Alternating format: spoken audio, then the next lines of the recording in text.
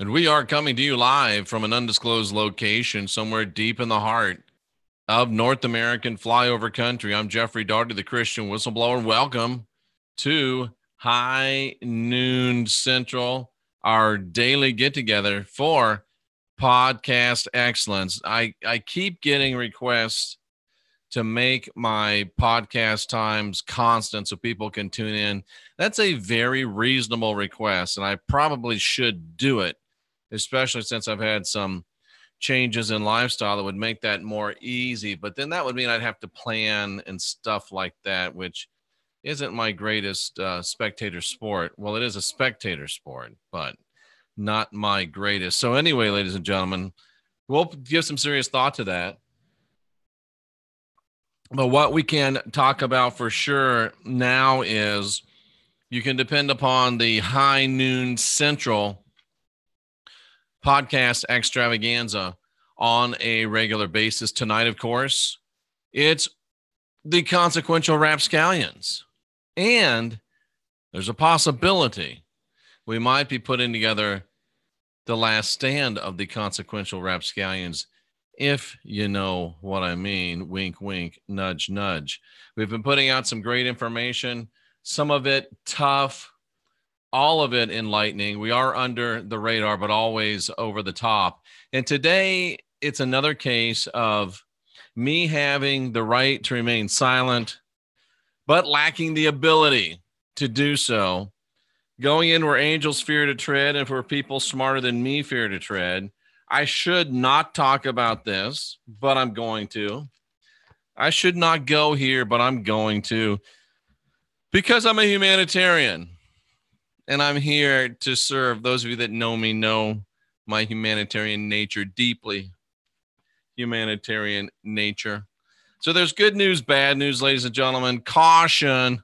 As long as Scotty. Did Jay make Scotty cry before, Tracy? Did Jay make Scotty cry? I don't remember that, but shame on Jay if he made Scotty cry. I don't remember that. But anyway, good news, bad news. Caution, opposites attract. She says he did. I don't remember Jay making Scotty cry. That's terrible. We should beat Jay up. I'll hold him if you hit him. How about that? That's terrible. I don't know if he meant to make Scotty cry. It was an emotional broadcast. Was that the one? Oh, that was the one about his wife and stuff, wasn't it? Yeah, that was bad. Maybe we should rethink this whole thing, but we'll see. It's only a possibility. We all know from playing with magnets that if you put a magnet down, the opposites do attract one another. And we also know that if you turn it around and you put the magnets down, the commonality will repel. So opposites attract, commonality repels. There's a spiritual lesson there. And Robert USN vet, third generation, says, ever wonder if conflicts with a spouse is because we're different alien races? Now, that's a really good point. But, you know, somebody says, Jeff, are you really the guy to be giving advice about relationships? I'm not going to give advice. I'm just going to give lessons. I'm going to share lessons, not give advice. Because think about it. I mean, Jeff, if you're a lion tamer that got mauled by a lion, are you really the guy that should be giving advice about lion taming? Well, look at it this way. If you're been mauled by many lions and you're still in the lion taming business, then maybe you got some things that you at least know some things not to do. So rushing in where angels fear to tread, and like a multi-mauled lion tamer, I will share some lessons, not advice. I just want you to see it's not anything I'm reading from a book. I wrote it all down. It's from me. So I'm going to share this with you because I think it's important, and I think that a lot of times it will save us a lot of problems and allow us to reach our possibility. Because let's face it, for whatever reason, there's this ubiquitous desire to have relationships in humans. We want to have a relationship. We want to have a love. We want to have rainbows and unicorns and hearts and flowers and chocolates on Valentine's Day. We want to have somebody to cuddle up with. We want to have somebody to wake up with. We want to have somebody to do that other stuff with. We do. We want that. And for some reason, it's a constant human desire and quest. So I'll see if I can't at least share some of my scars and lessons to help you perhaps understand things better, because I think I've been given a fairly profound revelation about this. Opposites attract. But what's the first thing you hear when people get in relationships? We have so much in common. It's so great. But I thought opposites attract. So what gives, ladies and gentlemen? Well, personality-wise, ladies and gentlemen, commonality seems to be a main attractor. He likes football. I like football. Said no woman ever, but you know what I mean. He likes to go to the ballet. I like to go to the ballet. She likes to go to the ballet. I like to go to the ballet. Said no man ever, but you get my point. We like the same things. We go to the same places. We eat the same food. Sometimes these days we style our hair the same. You never know. But personality-wise, commonality seems to be a main attractor. And, ladies and gentlemen, a lot of times in the aware community, well, she's awake. Well, he's awake. Well, she's got a YouTube channel. I got a YouTube channel. She wants to help the ascension. I want to help the ascension. Of course, I'm speaking from a male point of view. So there's this great commonality. It's so wonderful. It's fantastic. We have so much in common, but yet the age-old wisdom says opposites attract. And that's great to have commonality. It's great to say, oh, you know what? We share the same passions. We're both on YouTube. We both have channels. We both want to be speakers. We both want to have conferences. We both want to do counseling. We both want to change the world. Well, that's great, but it's only half the story when you're talking about having a relationship. And interestingly enough, ladies and gentlemen, commonality and personality can be managed. It can even be an asset. Commonality and personality. Want to do the same things, want to be the same things, want to go the same places, want to eat the same things, that kind of stuff. Commonality and personality can be an asset if properly managed. But if, and here comes the but if and only if there's commonality in spirituality. If there's not commonality in spirituality, and Amanda Reno makes really good points, if there's not commonality in spirituality, commonality in personality will often destroy an aware relationship. I know that doesn't make any sense, but stay with me.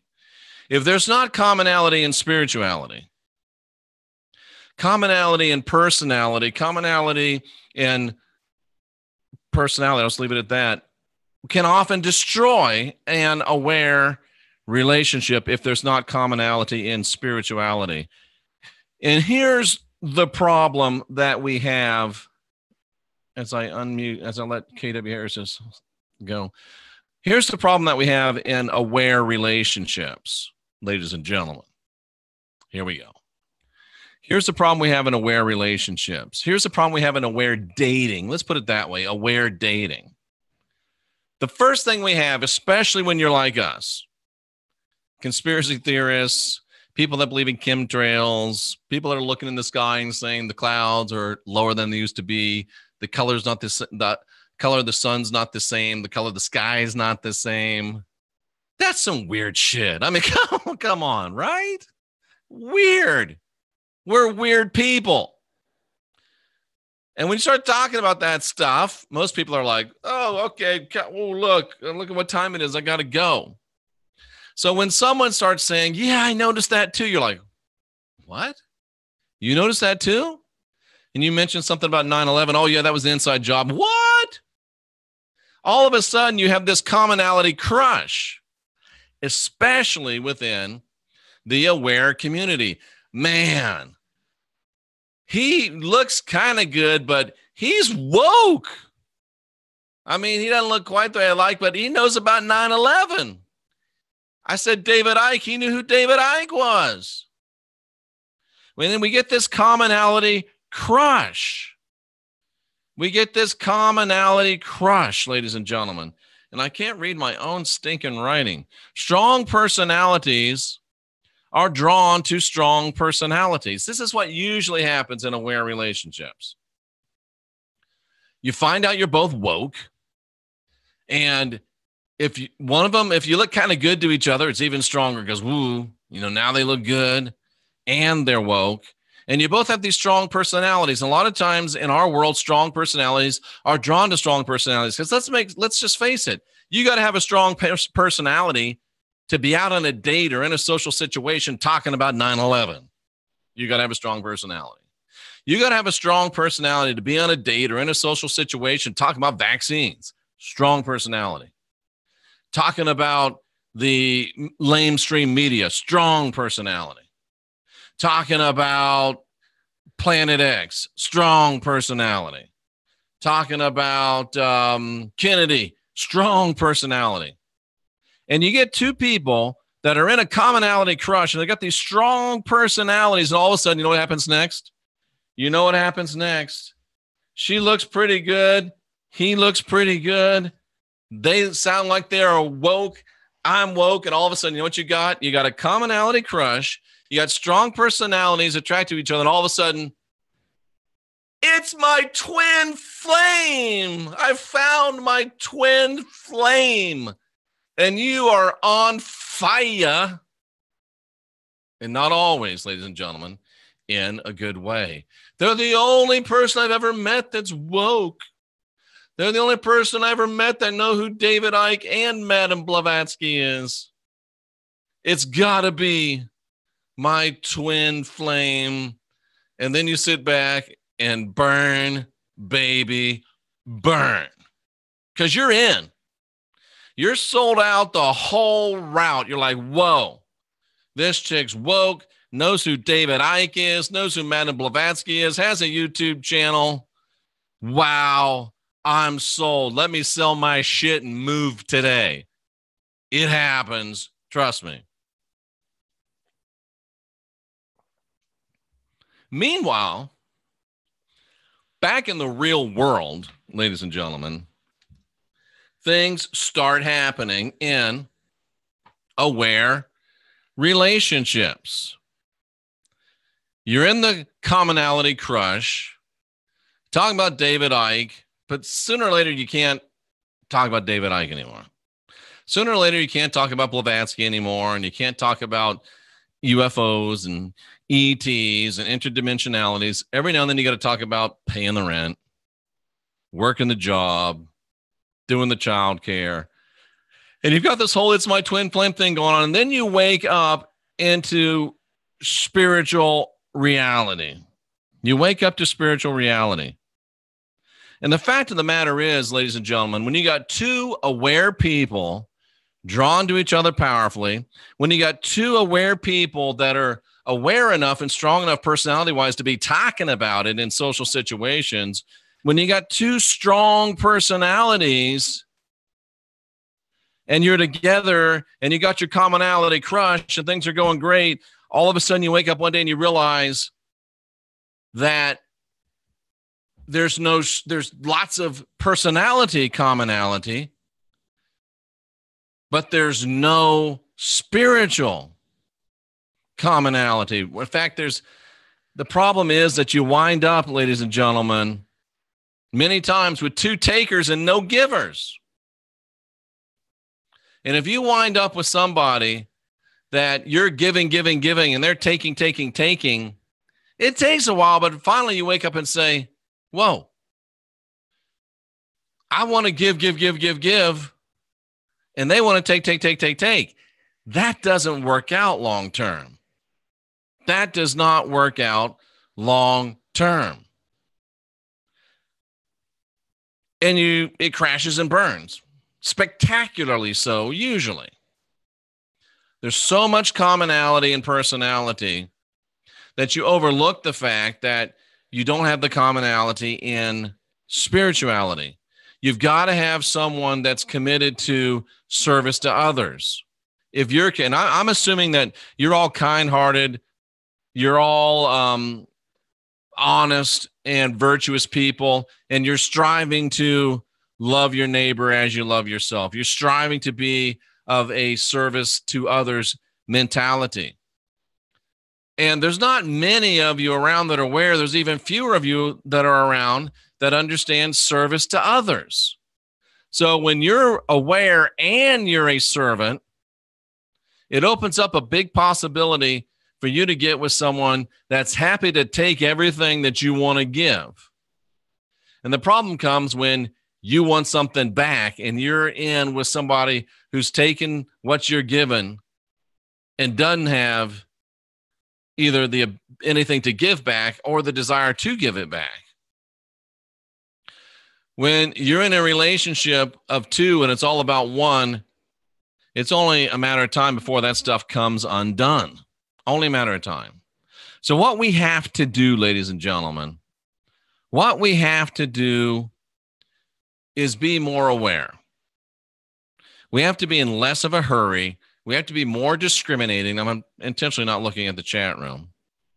We have to get to the place where we're willing to be alone, where you're good with being alone. And sometimes we need to fall back and understand that time-honored traditions are time-honored for a reason. A lot of times cliches are cliches because they work. And that old cliche, opposites attract, deserves to be revisited by us. Opposites attract, especially opposites in personality. If you're a hardcore go-getter, lead the pack, instead of being drawn to another hardcore go-getter, lead the pack, maybe you should consider getting involved with a person that has a complementary personality to yours. You might even say opposite. If you're 100% pedal to the metal, maybe you should look for someone that has a little more of a balanced and cautious, measured approach. Someone opposite of you. If you're wanting to have the biggest channel on YouTube, which is a perfectly honorable desire, maybe instead of looking for somebody that also wants to have the biggest channel on YouTube, you look for somebody that says, I'm not really a in front of the camera type person. I'm more support. I'll be glad to help in the production. I'll be glad to help in the research. I'll be glad to go places and do things, but I'm really not an on-camera person. And at first you're saying, but I want somebody that wants to be out there. But when you've been with a partner that you thought was the one, and they tell you that they're jealous of your YouTube channel, that's a bad feeling, cousin. That's a bad feeling. And perhaps if we begin to seek complementary personalities, perhaps if we surrender the fact that opposites do attract, then maybe we will find ourselves in better, more stable relationships. If we seek compatibility, if we seek a complementary partner rather than that commonality crush, if we step away from the goosebumps and seek the opposite, maybe we'll be more successful. And think about it. Go back to the magnetism. Opposites attract for a reason. It's a natural law. It's an observable natural law. And as I think back over my life, over the relationships, and if this was vodka, it'd be a lot easier. But it's not. It's just water. And if I think back over my life, the relationships that worked were with a complementary personality. The ones that didn't work was with somebody just like me. Imagine that. Now, I'm not saying that if you're with someone that's just like you, it can't work. It just takes a lot of managing, and you better damn well be sure that if they're just like you, if you guys are two peas in a pod, if you're both locked and loaded, ready to roll, you see it does work. But you got to make sure that both people are 100% dedicated to service to others. Because if you get locked and loaded and you're give, and somebody's take, not pretty. Not pretty at all.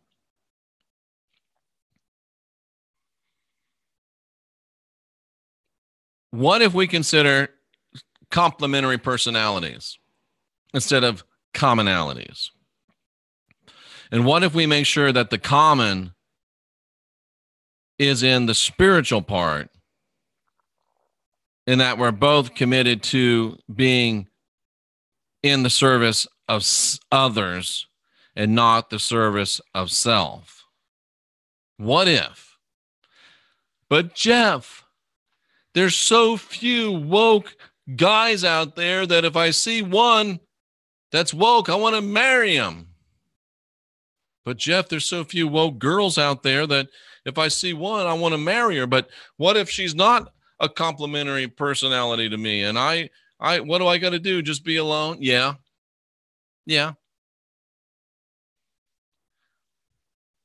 Jimmy Swaggart is a name that evokes a lot of different opinions and emotions.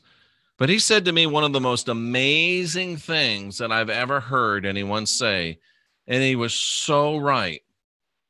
He said to me one day, he said, Jeff, remember, it's a whole lot better to be single wishing you were married than to be married wishing you were single.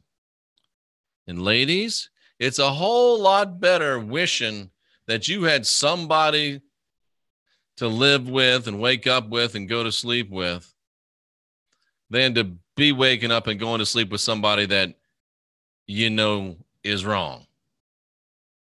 Gentlemen, it's a lot easier to be wishing that you could find somebody to move in with and dedicate your life to than to have found someone you thought was that wasn't.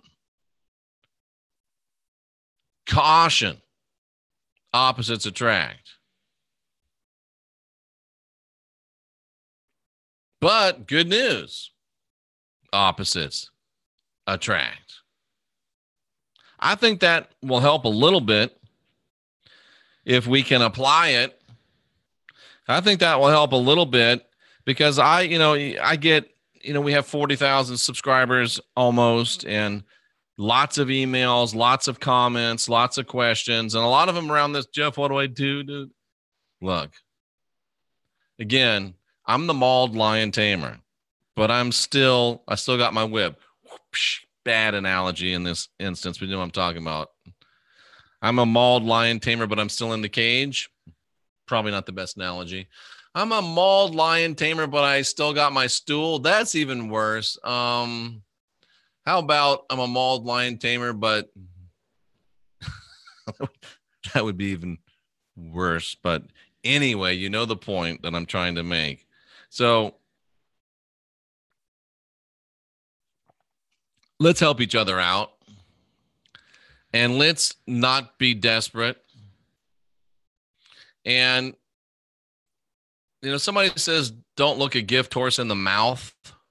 What that really means is if somebody gives you a horse, that you don't look in the mouth, and because you can tell how old a horse is in its mouth. But